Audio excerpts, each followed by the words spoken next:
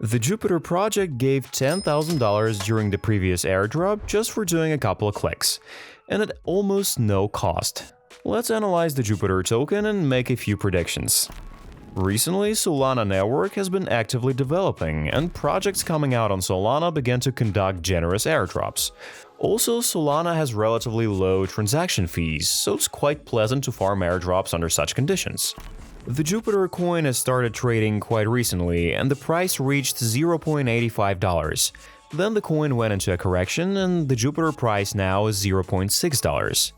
Unfortunately, there's no information about the tokenomics of the project in the public domain, but if we look at the chart, we realize that all those people who received an airdrop immediately began to sell, and the price didn't fall much, meaning that the big players bought these tokens back, thus supporting the price.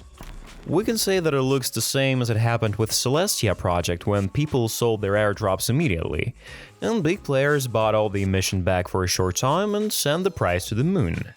In order to be able to compete with Uniswap, Jupiter has to make new users interested, and not only with airdrop. Based on a chart and logic, we can say that the big player buys tokens to then make a manipulation and send the token up 5 or 10 times or even higher.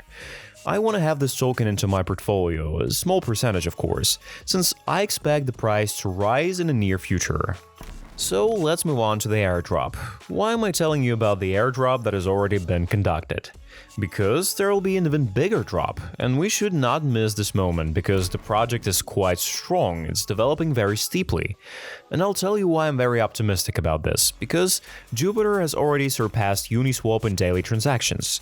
Before that, Uniswap was in the first place. Even though Jupiter is a new project, we can see how it's TVL growing. Also, one of the most important indicators of user interest in the project is its Twitter score. Jupiter has 223, which is considered a good result. Also, top funds are subscribed to it. This is one of the best DEX that is available now, and it will probably become an absolute leader in the bull market, because Jupiter still has a lot of coins to be given away in the airdrops. If you remember, the first time we were given only 10%, and from the very beginning they allocated 40% for the airdrop.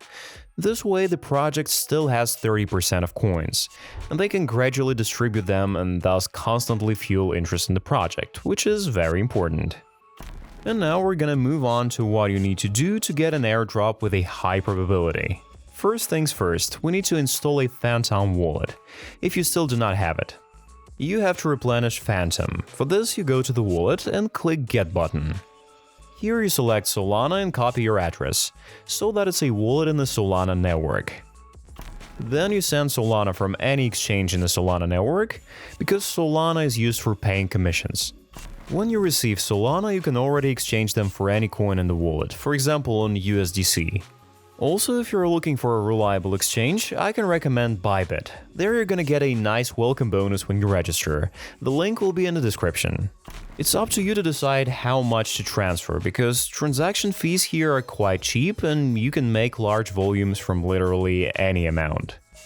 Next is a very important point, which you'll need to do right away. I'm talking about swapping volumes. Last time they gave out airdrops just for your swaps. That is, you took Solana, for example, and exchanged it for some coin, and you had to do it many times, and eventually you get a huge airdrop. The earlier you started doing so, the more rewards you got. So this is the first thing you should start with. You deposit $100 and swap different coins many times. But you don't need to do this like 20 times in 1 minute. Just do this once every couple of weeks and swap $300 to some coin. For example, from USDC to Solana, from Solana to Jupiter, and so on. Then we move on to limit orders. What's that? We'll also need to use them. But it's not that crucial as it was, for example, in the first option. But it can give us some kind of multipliers, which can further increase our airdrop. I'll touch briefly on the limit orders. You simply select, for example, you need to buy a Solana coin at $120. You want to buy it. You set this limit, you specify how much you want to buy, and then just click buy. But it's important to know that the market has high volatility, and you have to be careful. And then you choose for how many days that order will be active. Also, it can be easily cancelled. But if you want to participate in the airdrop, I recommend to put limit orders sometimes. Then I also recommend to use Bridge. This is a mandatory action. So you just send from BNB network to Solana network, and then you'll spend very little on commissions. Now it's impossible to be active in projects where you need to use Ethereum because its price now is around $3,300 and commissions are huge. If you want to keep up to date with the actual airdrops, then be sure to subscribe to my Telegram channel. There I show you all my trades, the link is down below. All in all, it's no big deal to do this, but again, it's important that you have the volume on this bridge so that you can claim in the future, if it has a separate multiplier. Also, there is trading. Here I don't recommend to use it because now the market is very volatile and the risks are high. Although you can use less volatile assets such as USDT and Ethereum and make some volume. Open a position with 3x leverage and just close it after a couple of seconds. There you go. Also, the airdrop requirements gradually change. If earlier the number, volume, and the frequency of transactions were important, now after Starknet airdrop, we realized that you can't just do the volume on the wallet and send money to the next wallet and do the same stuff all the time.